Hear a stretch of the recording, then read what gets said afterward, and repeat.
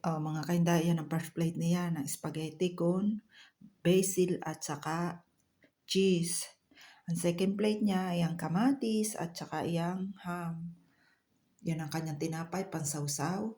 Hindi nawawala iyan sa kanya, yang mansanas. Hello guys! Magandang tanghali, magandang araw sa inyo lahat. Ayan ang ating menu ngayon. May kamatis, yan ang ham natin. Spaghetti, at itong ating isosos. Ano ito?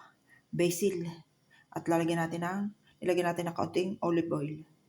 Guys, ito gagayatin ko lang sa 3. Bibiyakin ko siya sa 3 at siguro 2 rin lang ito. Yan. Para naman hindi sobrang liliit.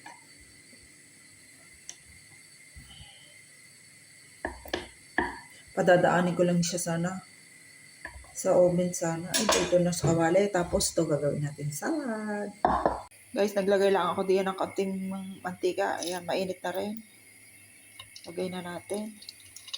Yung gitna, binigay ako ulit sa kaunti lang naman yung darang at luto na. Nagpapainit na rin tayo ng tubig.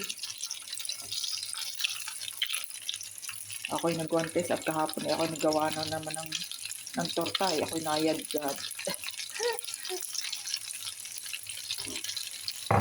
Ayan, kaya ayaw ko magprito nagtitibal siya. Sakit naman. Guys, ito na luto ng ating pan second plate. Yan. Masarap yan sa